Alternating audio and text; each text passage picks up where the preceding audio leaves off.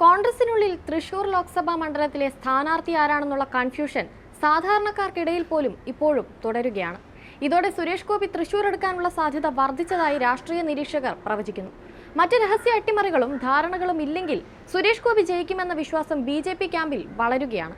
ഏകദേശം 3.5 ലക്ഷം പോസ്റ്ററുകളും 10,000-കണക്കിന് ഹോർഡിങ്ങുകളും ചുമരെഴുത്തുകളുമായി ടി.എൻ. പ്രതാപൻ തൃശൂരിൽ മുന്നേറിയതിനിടയിലാണ് പൊടുന്നനെ തൃശൂരിൽ മുരളീധരൻ മതിയെന്ന് കോൺഗ്രസ് ഹൈക്കമാൻഡ് തീരുമാനിച്ചത്. തൃശൂർ ജില്ലയിൽ മിക്ക കോണുകളിലും ഇപ്പോഴും ടി.എൻ. പ്രതാപൻ എന്ന കോൺഗ്രസ് സ്ഥാനാർത്ഥിയുടെ പോസ്റ്ററുകളും ചുമരെഴുത്തുകളും ഹോർഡിങ്ങുകളും നിറഞ്ഞിരിക്കുക തന്നെയാണ്. മുരളീധരന്റെ ഹോർഡിങ്ങുകളുള്ള പലയിടത്തും ഇപ്പോഴും ടി.എൻ. പ്രതാപന്റെ ഹോർഡിങ്ങുകളും ഉണ്ട്.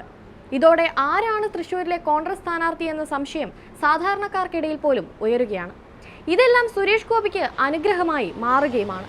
കോൺഗ്രസിനുള്ളിലെ ഈ കൺഫ്യൂഷൻ തന്നെ കോൺഗ്രസ് അനുഭാവികൾക്കിടയിൽ കോൺഗ്രസിനോട് വലിയ അകൽച്ച ഉണ്ടാക്കിയിട്ടുണ്ട്. അവരിൽ പലരും അടുക്കും ചിട്ടയോടും കൂടി മുന്നേറുന്ന സുരേഷ് ഗോപിയിലേക്ക് തിരിയുമെന്ന് പറയപ്പെടുന്നു. പത്മജിയുടെ ബി.ജെ.പിയിലേക്കുള്ള വരവ് കോൺഗ്രസിനുള്ളിലെ സ്ത്രീകളിൽ സുരേഷ് ഗോപിയിലേക്ക് തിരിയാൻ പ്രേരണയായിട്ടുണ്ടെന്നും പറയപ്പെടുന്നു. കരുവന്നൂരിലെ പ്രതി CPM-ഉം കോൺഗ്രസും തമ്മിൽ സുരേഷ് ഗോപിയെ തോൽപ്പിക്കാൻ രഹസ്യധാരണ ഉണ്ടാക്കിയാൽ പോലും സുരേഷ് ഗോപി ഈ കോൺഗ്രസിലെ സ്ത്രീ വോട്ടർമാരുടെയും വലിയൊരു ശതമാനം വരുന്ന നിഷ്പക്ഷ വോട്ടർമാരുടെയും പിന്തുണയോടെ ജയിച്ചു കയറുമെന്നതാണ് വിലയിരുത്തൽ.